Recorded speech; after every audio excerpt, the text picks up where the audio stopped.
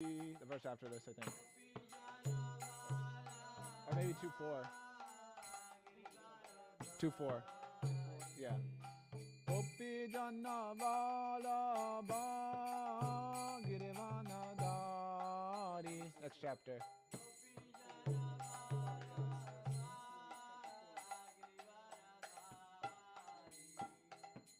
Yashoda Nandana Braja Janna Ranjana.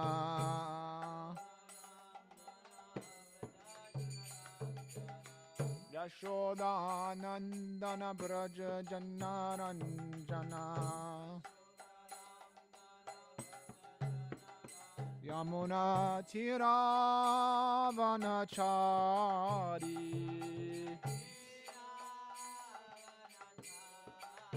Yamuna Tiravanachari.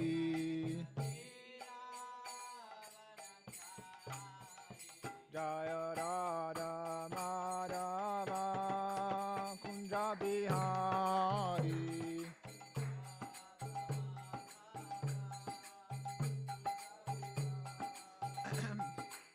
Gopi Jana Vallabha Girivana Dari.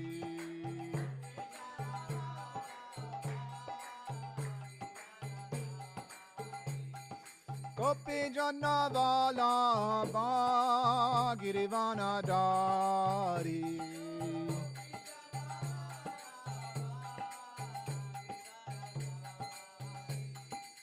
Yashoda Nandana Braja Jana Ranjana.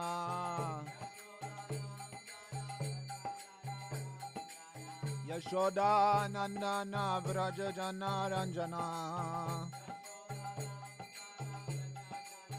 Yamuna Tiravanachari.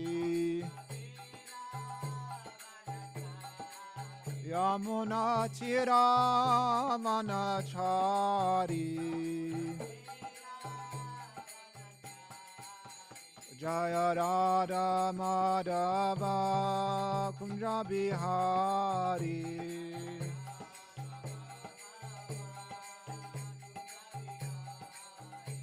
Jaya Radha Madhava Kunja Bihari.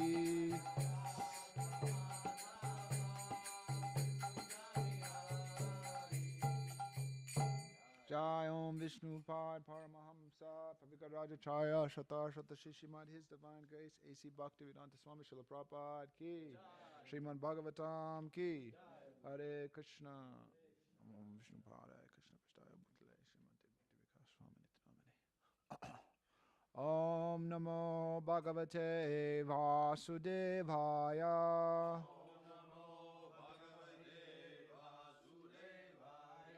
Om Namo Bhagavate Vasudevaya.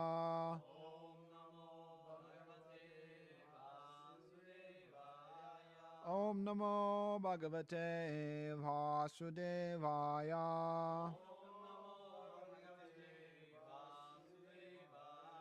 All right, so reading from Canto 2, Chapter 4, Text 5. All righty.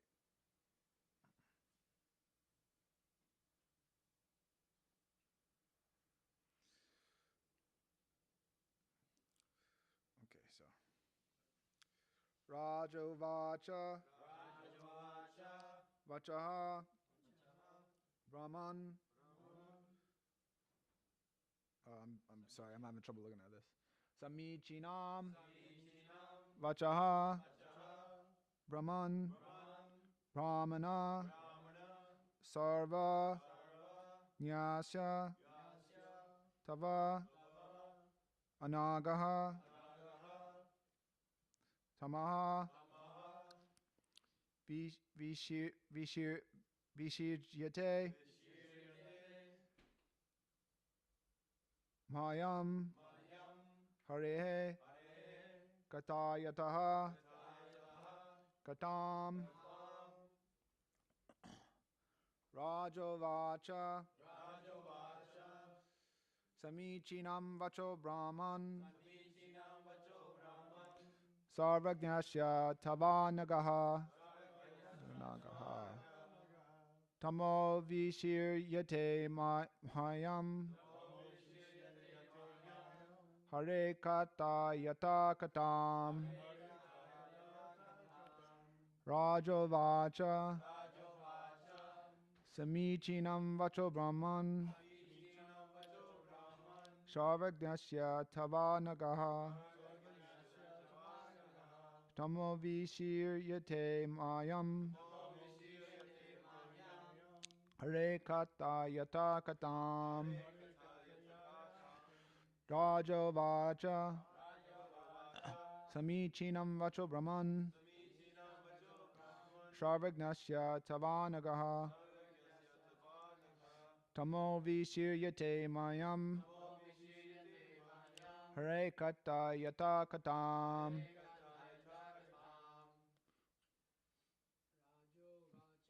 Rajo vacha.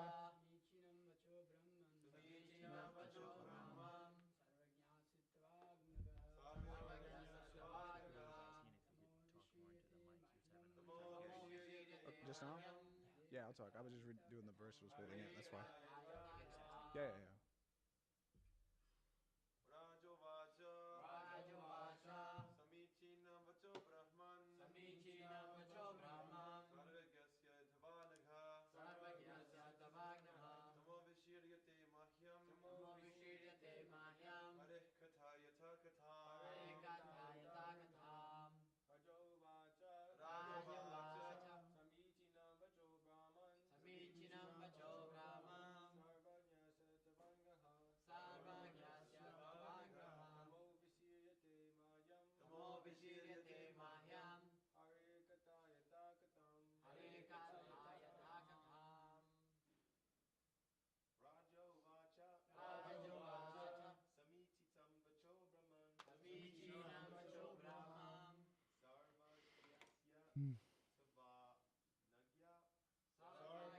Shatavanaga.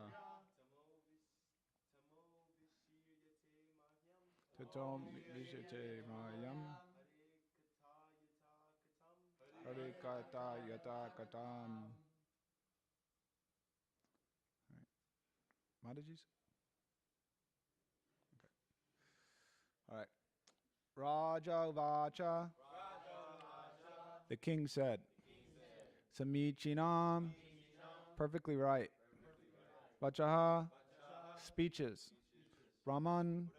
Or learn Brahmana. Sarvagnasya. One who knows all. Tava. Your. Anagaha. Without any contamination. Tamaha. The darkness of ignorance. Vishishyate. Gradually disappearing. Hayam. Unto me. Harihe. Of the Lord. Katayataha. As you are speaking. Katam. Topics. Translation and purport by His Divine Grace, A.C. Bhaktivedanta Swami Srila Prabhupada Ki. Maharaj Parikshit said, O Lord, learned Brahmana, you know everything because you are without material contamination. Therefore, whatever you have spoken to me appears perfectly right. Your speeches are gradually destroying the darkness of my ignorance, for you are narrating the topics of the Lord. Purport.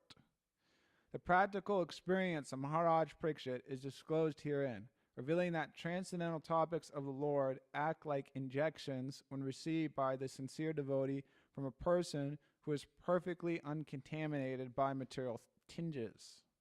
In other words, reception of the messages of Srimad Bhagavatam from professional men heard by a Karmakandiya audience never acts miraculously as stated here. Devotional hearing of the messages of the Lord is not like hearing ordinary topics. Therefore, the action will be felt by the sincere hearer by experience of the gradual disappearance of ignorance. Yasya deve para bhaktir yata deve tata garau tashahite katita hirtaha prakashante mahatmanaha. When a hungry man is given food to eat, he feels a satiation of hunger and the pleasure of dining simultaneously. Thus, he does not have to ask whether he has actually been fed or not. The crucial test of hearing Srimad Bhagavatam is that one should get positive enlightenment by such an act.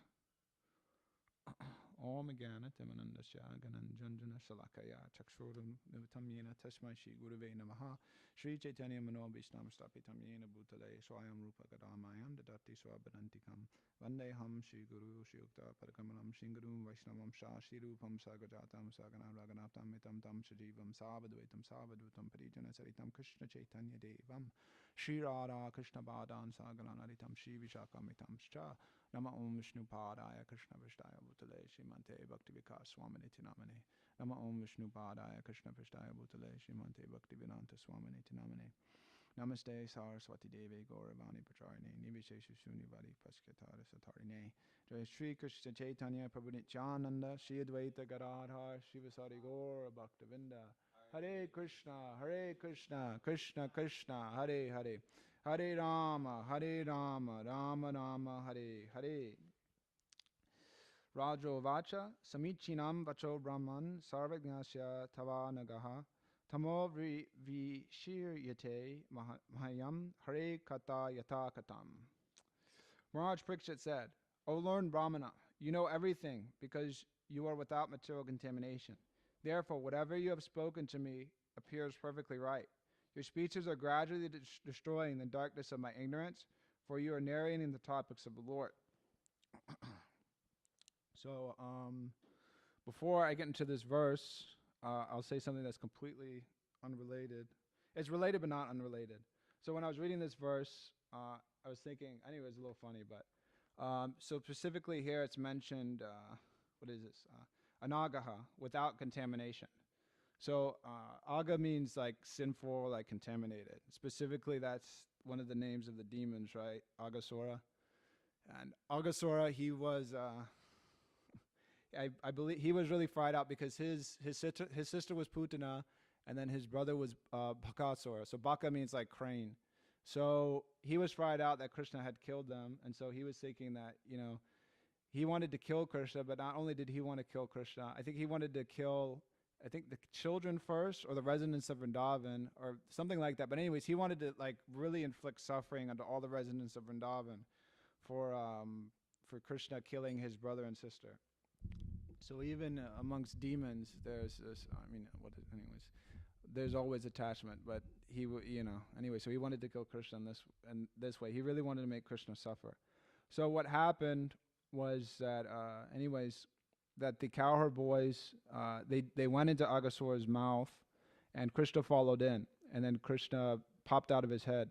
But anyways, I was just thinking, it's a funny little joke, but that Aghasura, that he similarly tasted the nectar of Krishna Katha personified, because he had Krishna in his mouth. Anyways, he became purified, and he attained Brahman, but that's not the kind of freedom that we're talking about here. But anyways, when I saw that word, Aga, I thought of Aghasura.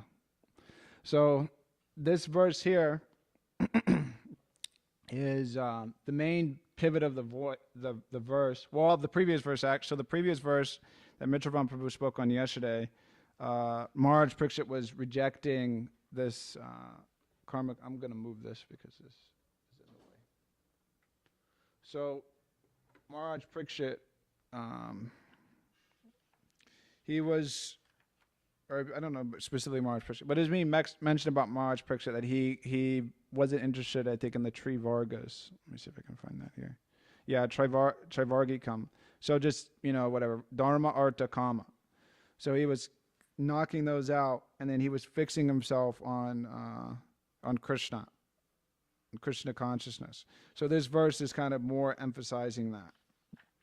And it's a common theme in the Bhagavatam, but it's a common theme and it's a common point. We've all heard it many times, but that Krishna consciousness destroys ignorance, hearing the topics of Krishna.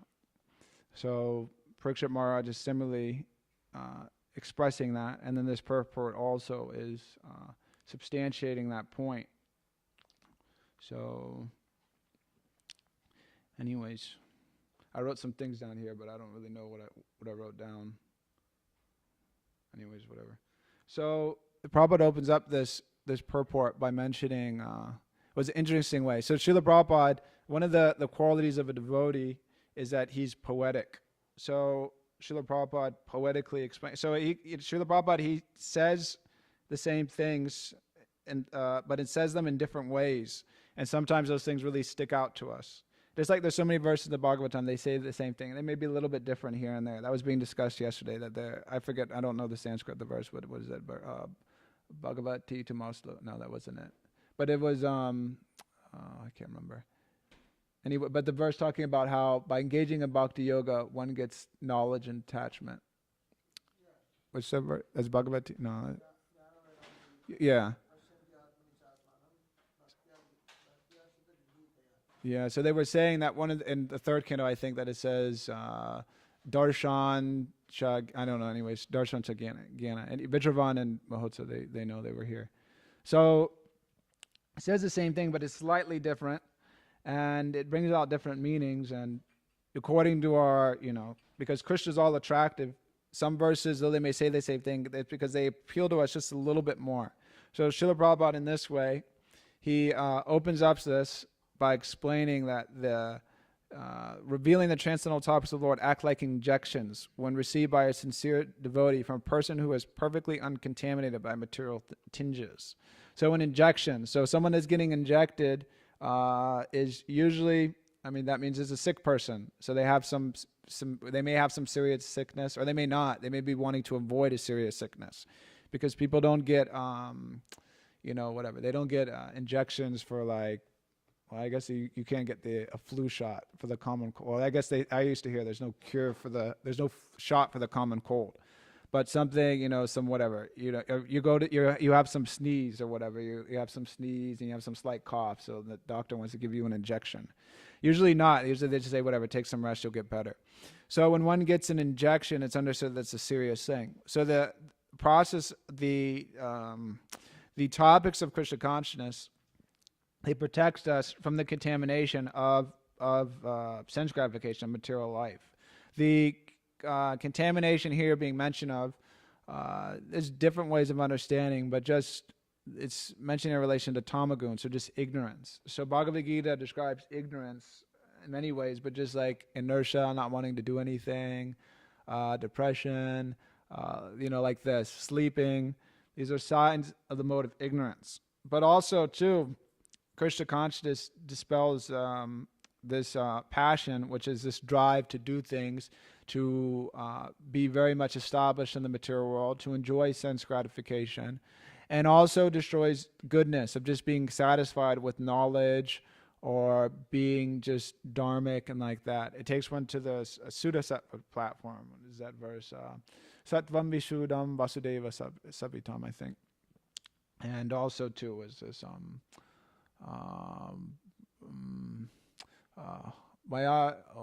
top of my tongue. Mam chayo vibhacharina bhakti yogena sevate samgunan samatitaitan brahmabhuya kalpate. So devotional service is situated above the modes of material nature. And if we associate with the process of Krishna consciousness, and specifically those great souls which are mentioned in this purport, that they're a person who is perfectly uncontaminated by material tinges, that will similarly have an effect on us. And the thing with Krishna consciousness is that it's not like, some people they get, maybe controversial, but some people they get this COVID shot, and then they're protected from it, but then they get COVID the next week or something. So the process of Krishna consciousness isn't one that if you follow, you may or may not, it may or may not work. We have to see. You chant Hare Krishna, and it might work. You might become a pure devotee. We'll see. But if we sincerely pray for the mercy of Sri Chaitanya Mahaprabhu, and we follow strongly by the instructions of the spiritual master, we can't guarantee on ourselves that by doing ABC, therefore I will get, absolutely, because mercy comes down. But we can rest assured that we can wait for the Lord's mercy.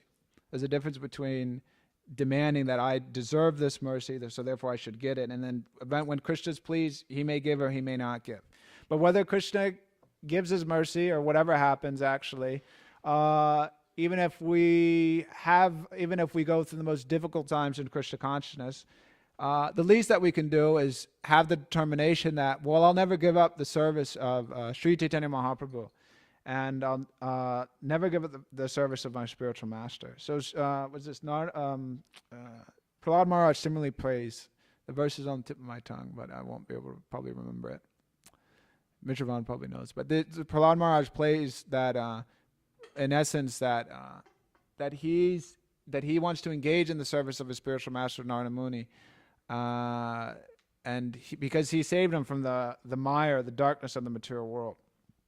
So that's one aspect of the darkness. So there's the darkness of just not knowing what is what, which is contamination of the mind. But then there's also just the darkness of just being in the material world, of just the ignorance of everybody else. Because we dispel our ignorance, and then as we see that other people are also ignorant, and preaching means to not only dispel our ignorance, but also to dispel other people's ignorance. Because there's so many misconceptions about who Krishna is, about who we are. And so it's the duty of those who have received the injections of Krishna consciousness to go around and inject other people, to give them Krishna consciousness. And so that's how the parampara goes. So one aspect of this is that so Prabhupada, or being mentioned in the purport and the translation, Maharaj Parikshit is explaining that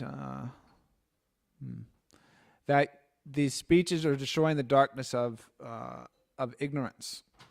So we can probably relate to that very much easily, because we don't have to elaborate so much. But before coming to Krishna consciousness, becoming into the association with devotees, we all may have had so many different misconceptions about who we are, what the world is, or things like that. You probably have a lot of experience, especially all you going on in books, but probably especially you, Chandanacharya, like speaking with people, and then they, you're talking about Krishna consciousness, but then they think, I don't know, the people think so many things that like, well, there's like, there's like parallel universe, and I'm in this universe, and then there's another universe, and I just got to like combine both those universes, but there's like another me and another reality, and it's the same exact thing, but like instead of like doing this, they did this, and then it's like split off into another universe. People have so many different ideas and contaminations of the mind, which distract them from chanting Hare Krishna, or just whatever. They just may be overtly just attracted to sinful things, just whatever, just like maybe sex life or drugs or whatever. And so when one engages in those activities, it has an effect on the consciousness. So by taking the process of Krishna consciousness, associating with devotees, all those things get gradually freed up from one's mind if one is sincere and if one is actually trying. One thing I was thinking of also was Srila Prabhupada mentions in this purport. Let me see if he says exactly. Well, I guess that's the essence of it. So yeah, so another aspect of understanding this is that so Maharaj Parikshit explaining, and Srila Prabhupada is explaining that by hearing the message of Srimad Bhagavatam from a proper source, one gets purified. So one fallacy with just this idea of bridge preaching is that that if one isn't speaking about Srimad Bhagavatam or isn't speaking about Krishna or Bhagavad Gita and trying to cut all that out, the audience actually won't get purified if you're just speaking about environmentalism or whatever it is, psychology. And even though you may be speaking to people, and a lot of people may be coming, until one actually hears the message of Srimad Bhagavatam, and that's what Srila Prabhupada actually said in one of his poems, that he has faith that if people can just simply hear the message of Srimad Bhagavatam, they'll be freed from the modes of passion and ignorance. So we have to have faith in that. If people have to hear the message of Srimad Bhagavatam, then they can become purified. Otherwise, if we avoid the message of Bhagavatam and we avoid Krishna and all these things, people won't become purified. And they'll just stay in their same old ways. And whatever, they may become, vegetarian, they may become this, may become that. But they won't actually get the benefit of being Krishna conscious. They won't become Krishna conscious because nobody's talking about Krishna. So those who are as Srila Prabhupada says here, the perfectly uncontaminated, so the sincere devotee. what is it up here? So the amazing thing also too is, so it's another angle of looking at this is that this is Parikshit's, or sorry, Sukadeva Goswami's, this is Sukadeva Goswami's mercy actually. Because he's, first of all, Sukadeva Goswami is freed from all material contamination. So in one sense, he doesn't, Maharaj Parikshit's a great king, he's going to die, he could receive so much remuneration and whatever, money and huts and things. But Sukadeva Goswami is not attached to those things, and not interested in those things. What does Sukadeva Goswami want? What's his incentive? Sukadeva Goswami is liberated, so he doesn't want anything from Maharaj Parikshit particularly. But great devotees, though they're Atmarama, they're fully satisfied in themselves, but they understand the mission of the Lord. So the Krishna comes to describe Idai Idai Dharma Shya Glani Bhaviti Bharata Abhyutanama Dharma Sa Tadatmanam Sridhamyaham. So Krishna comes, yuga after yuga, all these different ages, to reestablish Dharma. And so the highest Dharma, of course, is Savai Pumsa Paro Dharma, Dharmo, Yato Bhaktir Hokshaje, Haitaki Apatiyata, Yatma Suprasidati. So great souls like Sukadeva Goswami and Srila Prabhupada, and similarly those great spiritual masters that follow in their footsteps, they're fully satisfied in the process of Krishna consciousness, but they, understanding the desire of the Lord and the highest form of Dharma, they take up the mission of preaching Krishna consciousness and bringing other people into the process of Krishna consciousness, and similarly expanding the range of devotional service, increasing the service.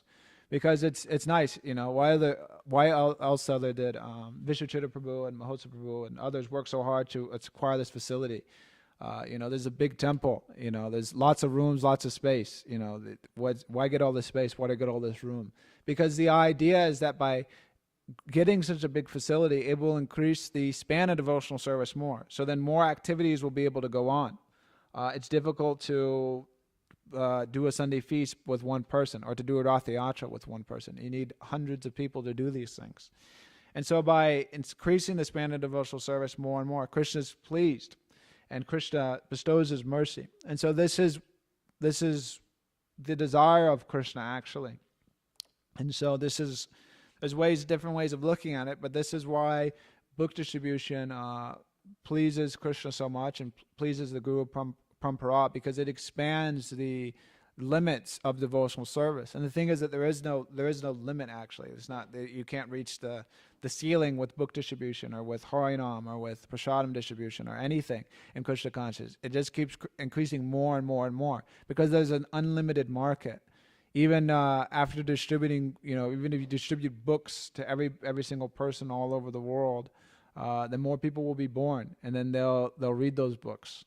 And anyways, it's when we have hit the point where we've distributed books, all of Srila Prabhupada's books, to everybody in the world, then we could sit there and think about what to do next.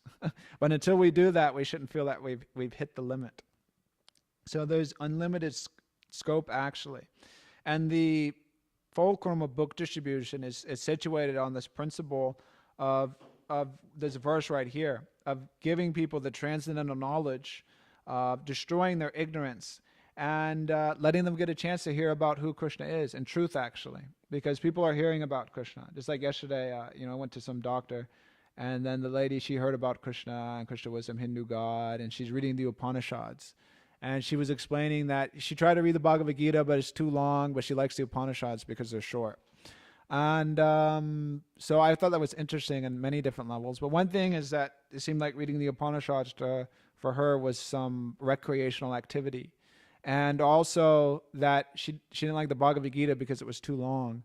But the thing is that Krishna consciousness is, you can read it, and like it's just some book or whatever. You can read the Bhagavatam, Bhagavad Gita like it's some book, but it's actually much more than just it's non-different from Krishna himself.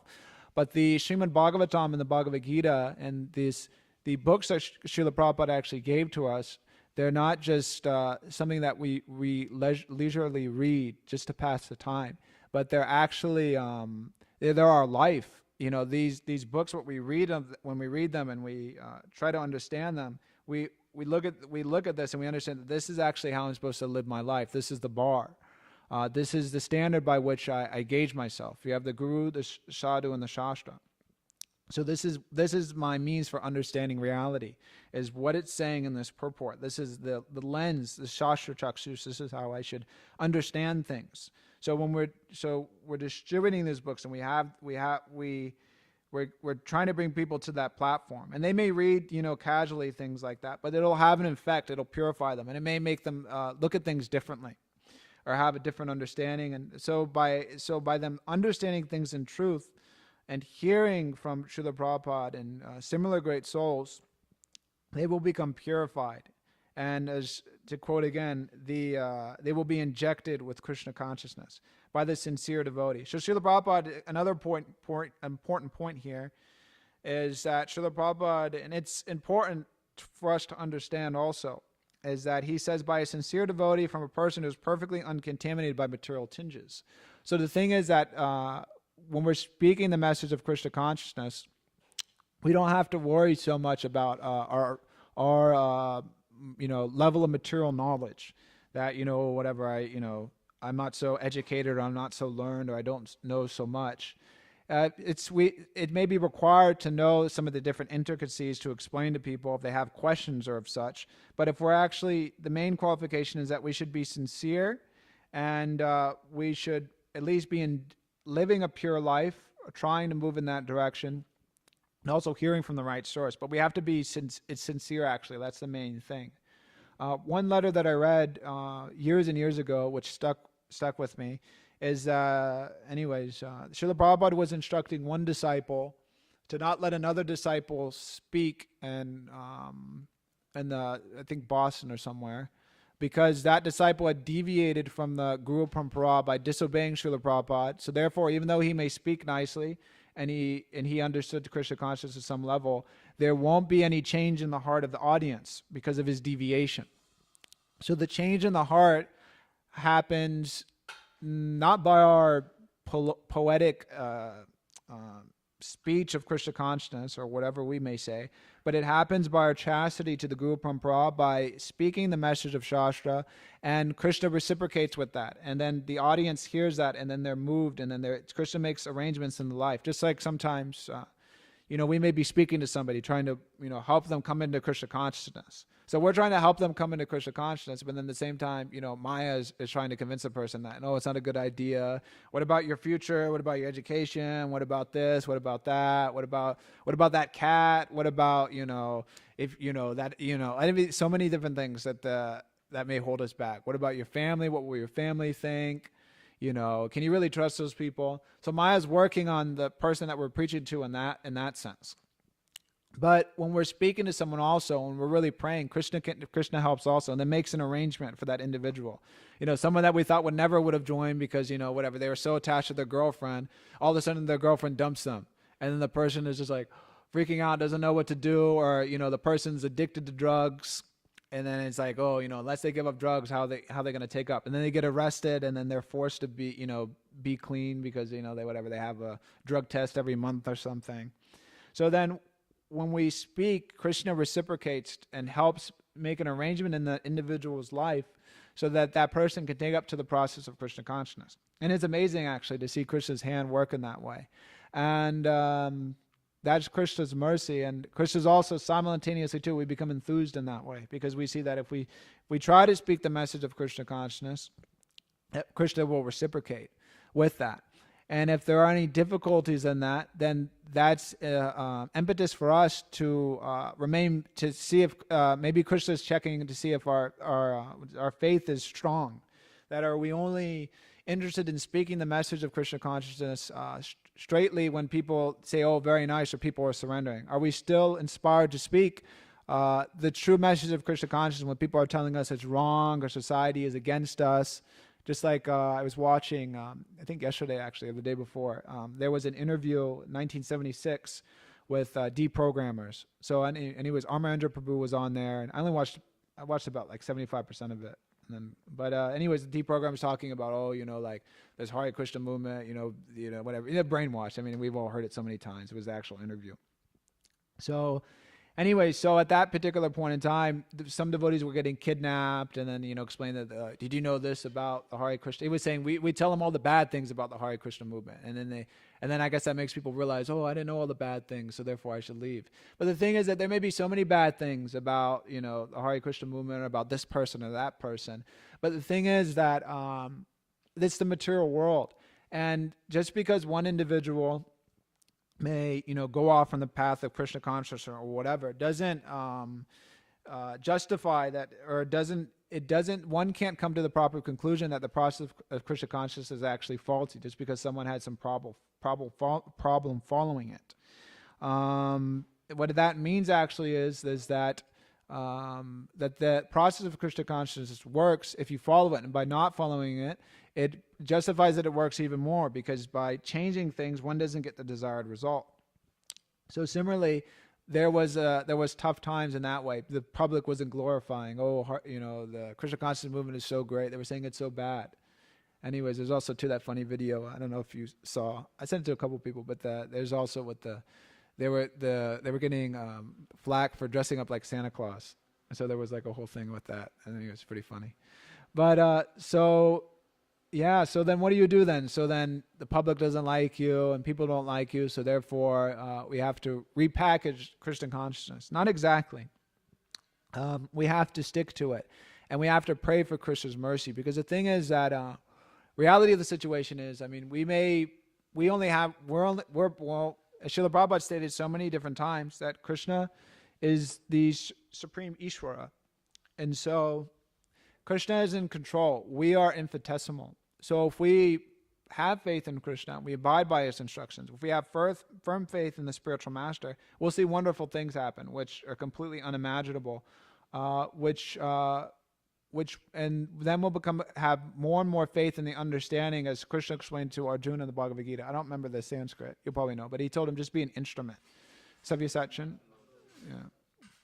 So then we'll understand what it means to be an actual instrument, and implementing the will of Sri Chaitanya Mahaprabhu, of the predecessor acharyas, and spreading the message of Krishna consciousness and speaking the proper message.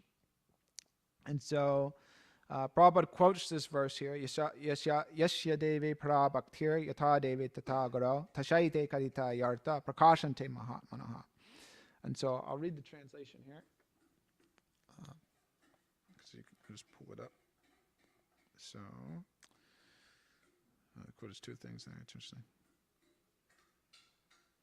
Oh, okay. Maybe this is like some note or something. Anyways, so onto those great souls who have implicit faith in both the Lord and the spiritual master, all the imports of Vedic knowledge are automatically revealed. I'll just read these two things here. I don't know. Anyways, I don't even know why these are here. Anyways. Atashi Krishna namadi na beved graham indriyai sevan mukhi jiva dao swayameva sparat yadaha. No one can understand Krishna as he is by blunt material senses, but he reveals himself to the devotees, being pleased with them by their transcendental loving service unto him. Bhaktya mama vijananti yavan yaschasmi tatvataha tato mam tatvato gyatva vishate tad anantaram. One can understand the Supreme Personality of Godhead as he is only by devotional service. And when one is in full consciousness of the Supreme Lord by such devotion, he can enter into the kingdom of God. These are Vedic instructions. One must have full faith in the words of the spiritual master and similar faith in the Supreme Personality of Godhead. Then the real knowledge of Atma and Paramatma and the distinction between matter and spirit will automatically be revealed. This Atma Tattva, or spiritual knowledge, will be revealed within the core of a devotee's heart because of his having taken shelter of the lotus seat of a Mahajana, such as Prahlad Maharaj. So, this, I believe Prabhupada also said that this verse here is like the main thing to be learned in the Gurukul, is by having firm faith in the spiritual master. So that's an important aspect. So we should cultivate that, and we gain faith by following the process of Krishna consciousness, by hearing the spiritual master regularly, because if we're not listening to the lectures of the spiritual master, we're not hearing, then how will we have faith in what he's saying if we don't know what he's saying? I have firm faith in my spiritual master. And then it's like, well, are you hearing what he's saying? Well, no, I'm not listening to him. I've only heard him, give a talk at the initiation, and that was it. So there should be some regular hearing, and then that faith will increase more. And then by hearing that, then, our heart will be touched, and we will be we'll be fired up by what we hear from the spiritual master. And then we'll want to share that naturally because it makes such a big impact on our life. And so Prabhupada ends his purport by explaining about a hungry man. So the thing is, and it's a tested fact. So the point of the hungry man, he gets something to eat, and if, whatever it is, that's if he's fed or not, is that by hearing Srimad Bhagavatam and hearing the Krishna consciousness, we should see some effect in our life. There should be, ignorance should be going away. We should be more enthused about the process of Krishna consciousness. There should be some effect that's there. There should be something that happens. Now that we read the whole Srimad Bhagavatam, and then after we read it all, we leave Krishna consciousness. We didn't really read the Bhagavatam if that was the conclusion after reading everything. And I've seen that actually. The people, they read all the books, and then it's like after they read it, they decide that whatever, they leave for some reason. So there should be some effect, and by engaging in the process of Krishna consciousness and associating with devotees, then all these different things are required in order to dissipate the darkness of our illusions. And so we have to take seriously this process of hearing and of chanting Krishna consciousness. Because as this verse is stating here, is so we hear the message we hear from the great acharyas, and it makes sense. And so the darkness of our mind is dissipated. But if we're not hearing and we're not engaging in the process of Krishna consciousness, we're not hearing and chanting, then the illusion will increase actually. And we will begin to become bewildered slowly and surely. Because if we could think about it also, let me see here. But it's something to think about. But we don't read in Srimad Bhagavatam, or I can't think of any examples of someone of a great devotee who gave up the process of hearing and chanting about Krishna, and did even better in the Krishna consciousness. Usually, I haven't heard of any descriptions like that. Usually, it's centered around that those devotees like to hear and chant, and that's what they would do and engage in. Being busy is one thing, but we should understand that if we give up chanting and we give up reading and hearing the lectures of the spiritual master and we'll fall into Maya. So that inverse is there, and Srila Prabhupada would explain that side by side you have Maya and you have Krishna. And there's one verse here I wanted to bring up. Let me see. And that regards where I think it's this one. Okay, so Vyasadeva, this is, I don't know if Vyasadeva is saying this, but anyway, this is in relation to Vyasadeva. Chapter 7. Bhakti yogena manasi samyak pranihite malay apasyat tam purusham purnam mayam chad apashrayam. So this verse explains that, so Vyasadeva, so he fixed his mind, perfectly engaging it by linking it in devotional service, bhakti yoga, without any tinge of materialism. And thus he saw the absolute personality of Godhead along with his external energy, which was under his full control. So I don't know if Prabhupada mentions in here, but that he saw Krishna and then he saw Maya. So let me see here. I forget. It's been a while since I've read it. So, okay. I should have looked at it before. Anyway, so that's stated there. He kind of mentions it a little bit there. So he saw Krishna and he saw Maya side by side. So that's, anyways, people that say, well, it's not so black and white, there's different shades of gray. But the thing is, it's pretty black and white when it comes to like Maya or Krishna. It's either like, there's like Maya and then there's Krishna. And then like, if you want to be in between of that, like, good luck and tell me how that works. There's no, you can't be half into Maya and half into Krishna.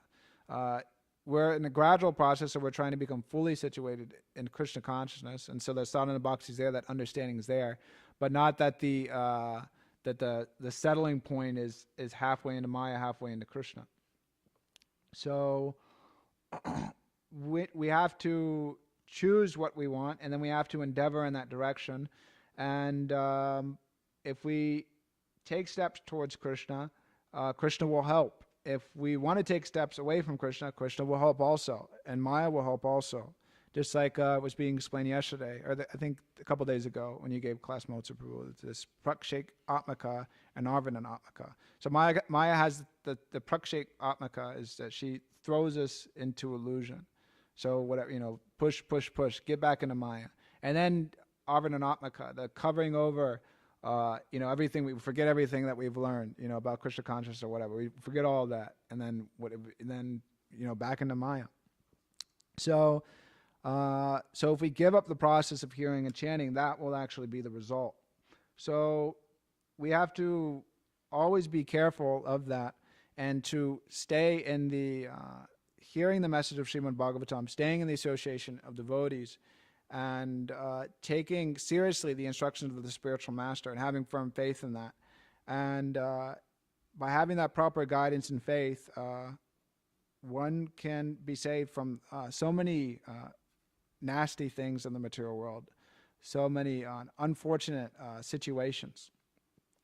So the point of this verse obviously is there about the hearing and the illusion being dissipated, but then it's also there in the inverse way, by not hearing properly, by hearing from the wrong sources. Srila Prabhupada mentions that we should also be careful of hearing from the wrong source, because hearing from the wrong source means that whatever, then we may seem like we're in Krishna consciousness, but we're not in Krishna consciousness. We're engaged in sense gratification or whatever it may be. Under the illusion, thinking that we're in Krishna consciousness.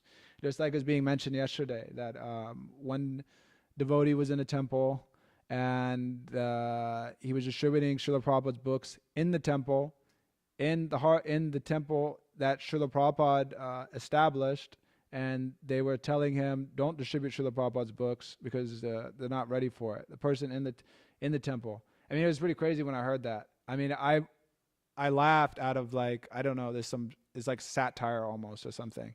It's pretty insane.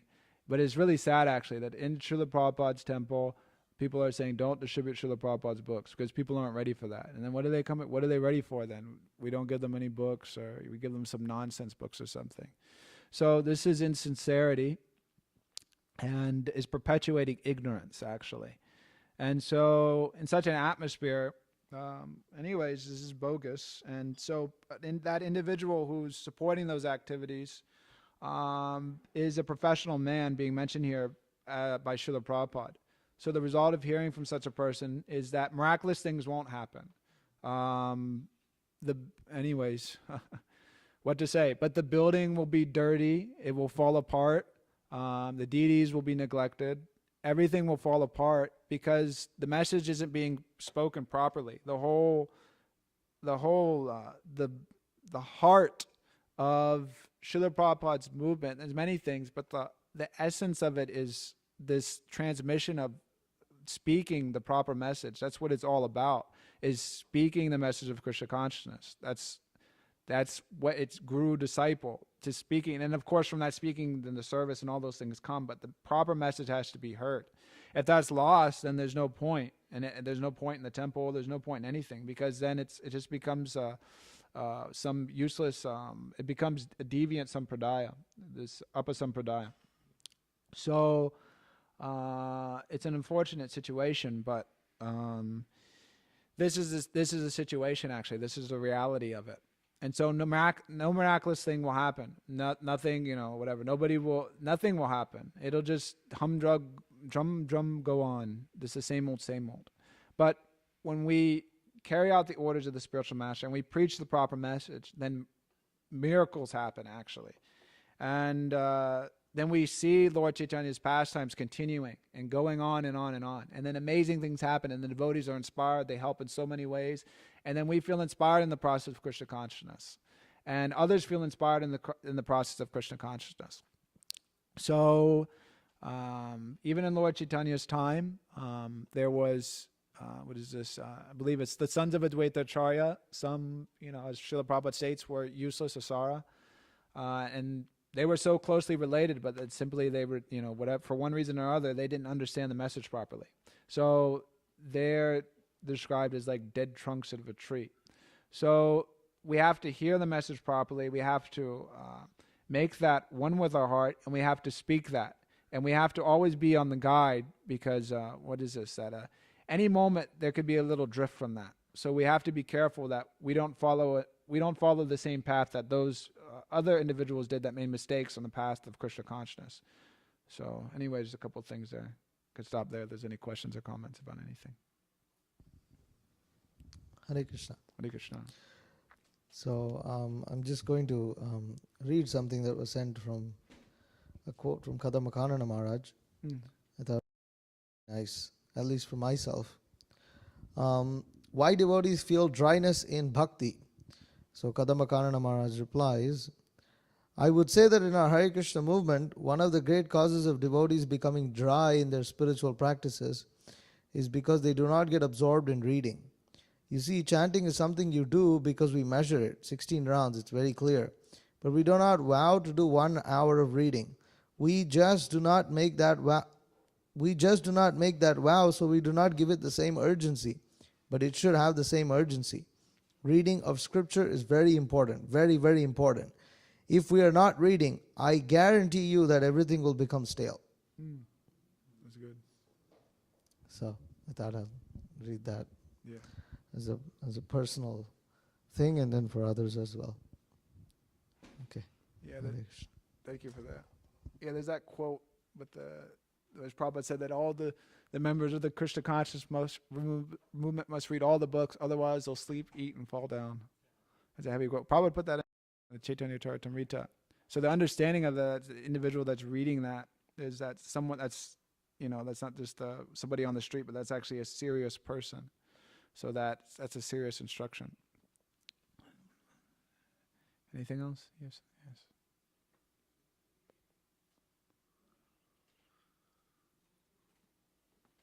I was thinking about the example giving that Prabhupada's temple, you're not allowed to distribute Prabhupada's books. It's not Prabhupada's temple anymore. Yeah, it's not Prabhupada's temple. That's my point. It's not Prabhupada's temple anymore.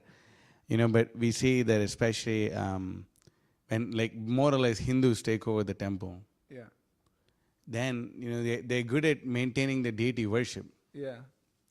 And it's at least externally, maybe. It seems like that, They're good at maintaining that deity worship, and that because of that the show goes on, but the message is lost.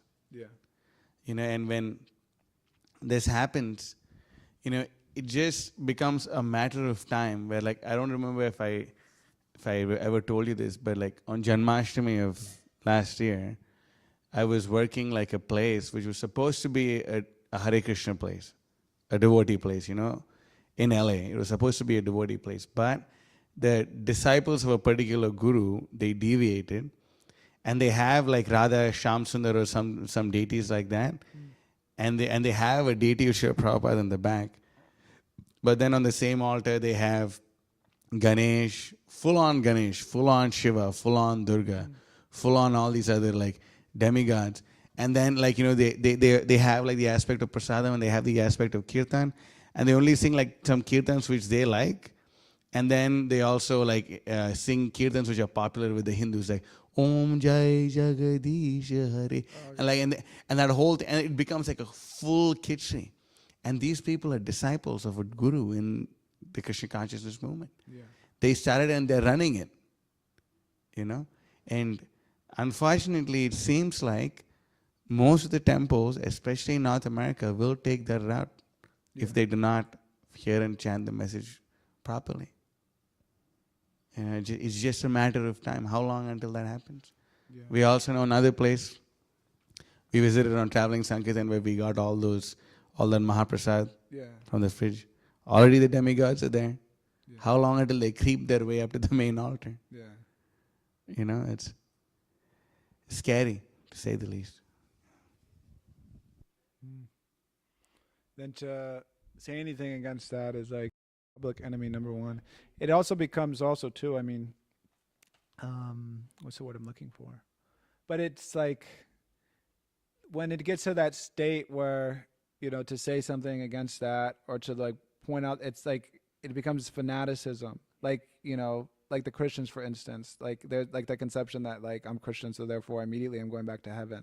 So therefore, like, I'm initiated by this guru, and therefore, like, like I'm beyond reproach, like I'm saved. But it's, just because you're initiated and then whatever, you chant your rounds, but you completely go off on the other side, it means you're disconnected, that you've deviated. So, it's not like you're entitled. But it's the problem is that there has to be, it's actually takes a lot of spiritual strength and discipline. It takes so much shakti. You have to be able to actually constantly preach the absolute truth as given to us by Srila Prabhupada, because the material world, there's so much opposition against it, and much easier to just like whatever, oh, it's okay, it's not, like that. But it's very difficult to uphold that message. So it's unless one has spiritual strength to do that, then things kind of just go downhill. And then it's, whatever. Then you have like the demigods coming in the temple because, whatever, because the individual doesn't have firm faith of what Srila Prabhupada said in his books or whatever. Or people, they think that it'll attract more people or whatever. They have misconceptions. They haven't properly understood what Srila Prabhupada said. And then they've gotten to leadership positions without properly hearing. So. That truth is, there was like some survey done in Mayapur where all the leaders of the Christian, this one. Yeah. They all met, and then there was like there's a voting thing that, not voting thing, but a question that how many of you read all of Srila Prabhupada's books?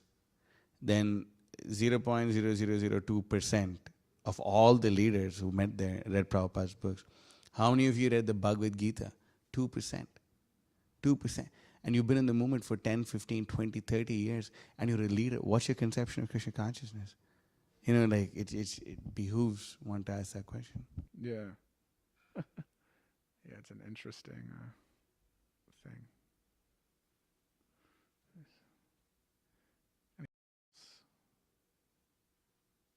Hare Krishna.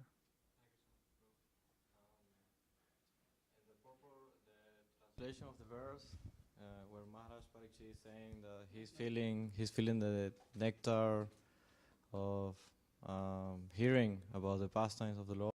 Yeah. And well, yeah, like you mentioned that, like, well, Bhakti Yoga starts with hearing, Shravanam, Kirtanam, and then Smaranam constantly. And I remember this verse in the Bhagavatam where Sutta Goswami says that, describes 7 aspects of remember Krishna. I just want to read it a little. Okay. Remembrance of Lord Krishna's lotus feet destroys everything inauspicious and awards the greatest good fortune. It purifies the heart and bestows devotion for the Supreme Soul, along with knowledge enriched with realization and renunciation. So it's all gain.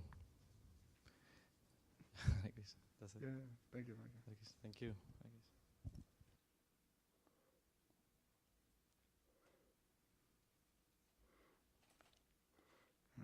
Anything from the Montages? Okay. On the. Okay. Alrighty. Well, you all going to? Was it? Is it Nashville? Ecstatic. So distribute a lot of books. Srila Prabhupada ki. Srimad Bhagavatam ki. Hare Krishna.